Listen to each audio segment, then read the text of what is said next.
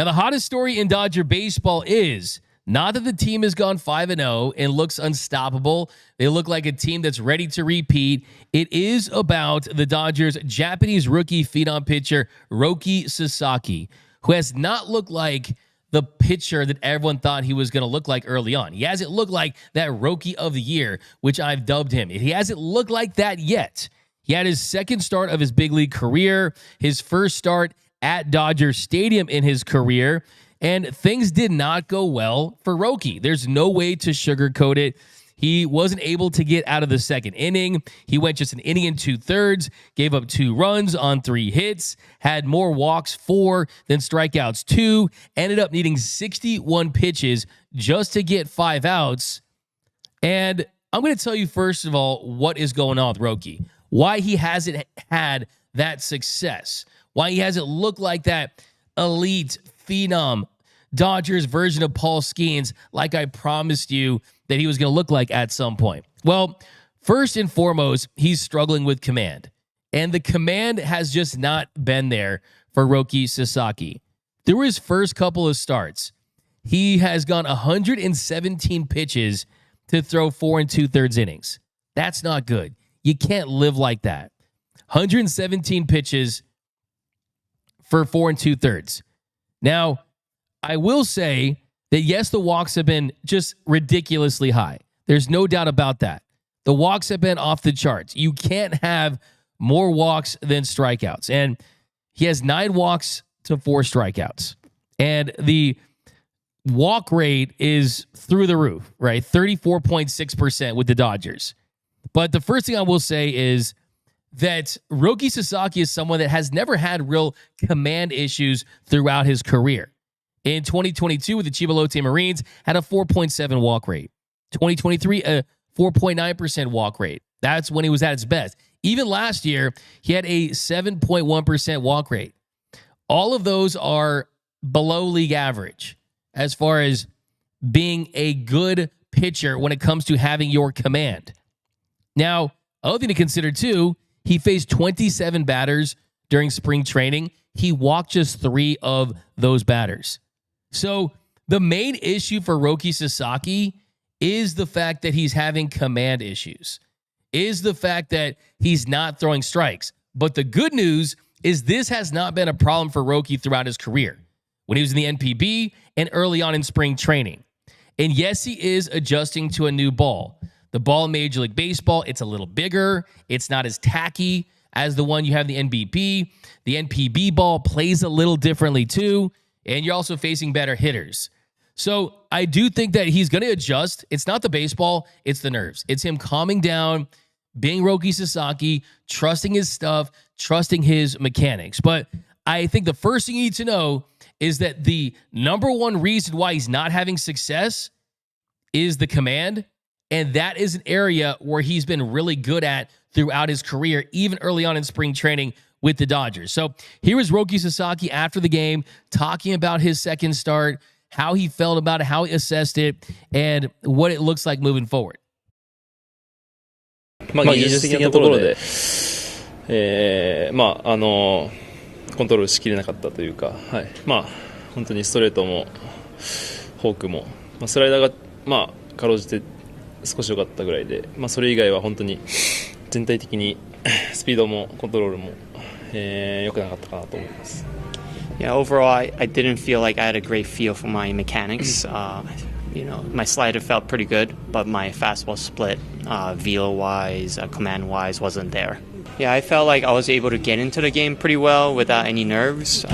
Just didn't feel like I had the stuff today.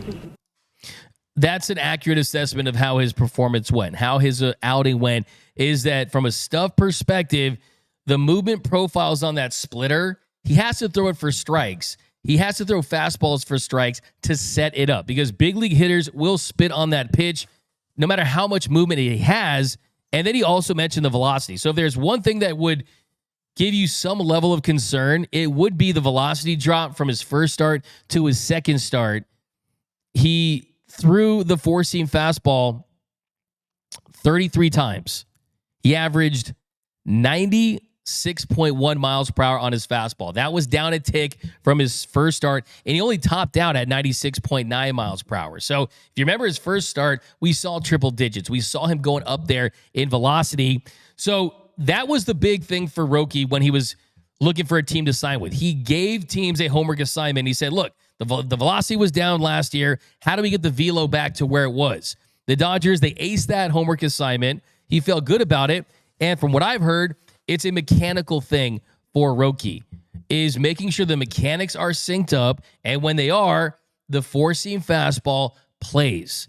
And I think it will. It's just this start, he's saying the nerves weren't an issue.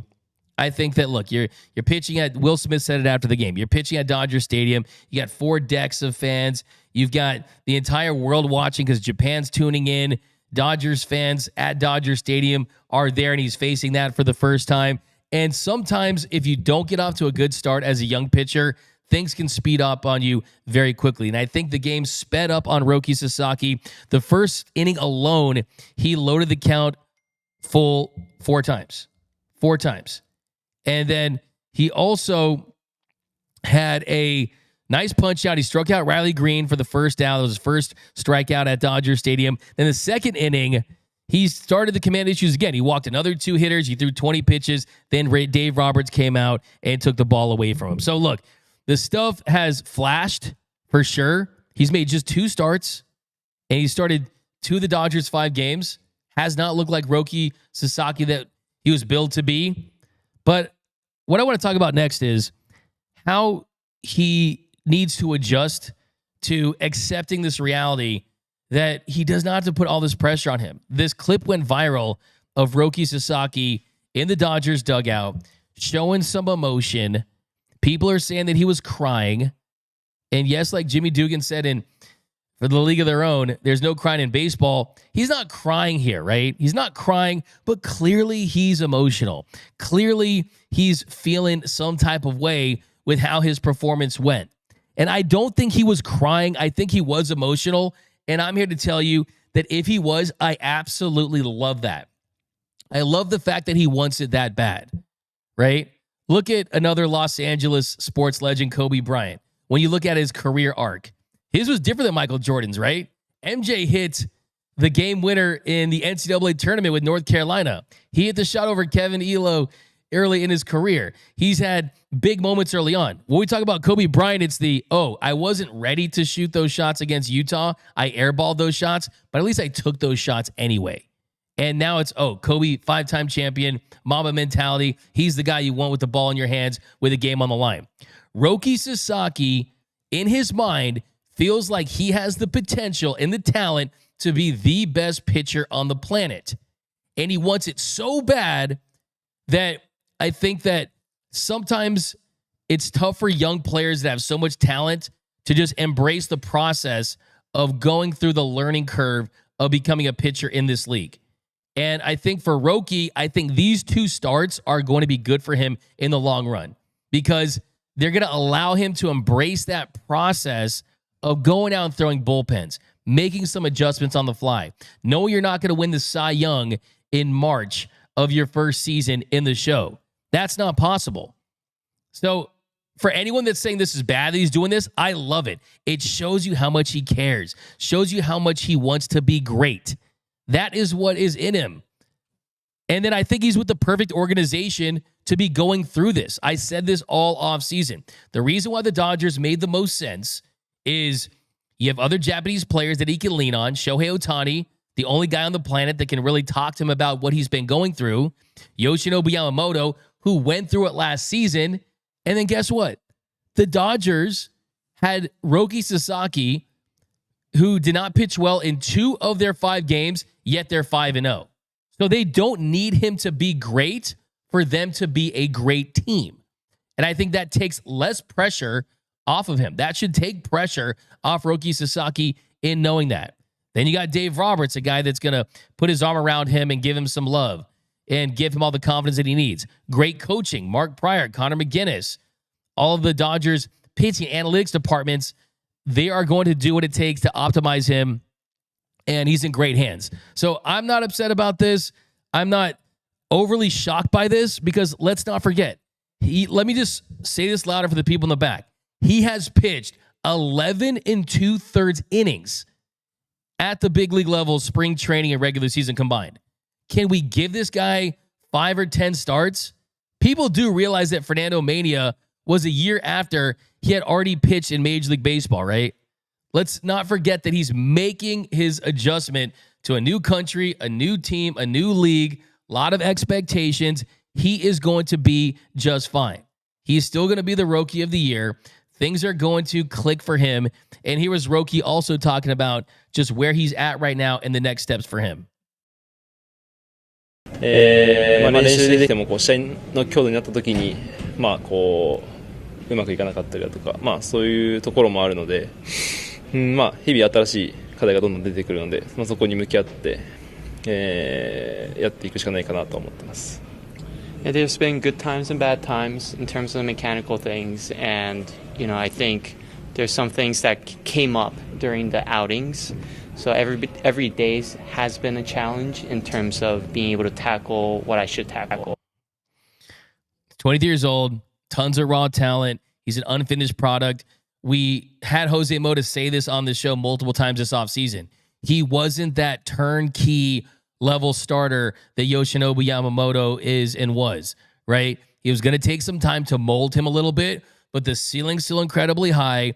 He's still going to have a job for this team for a long, long time. And I will tell you, just from speaking to people within this organization, that there was a conversation about how do we start his career? Do we start it down in AAA? Do we start it in the show? Well, the truth is, he needs to face big league hitters because that's going to determine whether or not he's going to have success. He's not going to be able to deal with the nerves better. It's still going to be pitching in big league parks. It's going to have to be facing bigger hitters and big league talented hitters. I still like the idea that he started in the show, but there was a conversation about it, and I think a lot of it had to do with the fact that when you recruit him, you want to recruit him knowing that, hey, you're going to get your chance against the game's best, and you're going to pitch in Tokyo. I think that was a factor as well, but I just want to say that I am keeping receipts as long as CVS receipts for anyone out there that's ready to call him a bust, that says that he is this lemon of a pitcher that's not going to have success and be effective in the show after just 2 starts. Those are the same people that said Yamamoto was a bust, and look how that turned out. So give him some time. Let him learn on the job. He is going to make his next start for the Dodgers against the Phillies. So he is going to be just fine. Guys, pump the brakes on Roki Sasaki, okay? Let the rookie go out there and have a chance to have some success.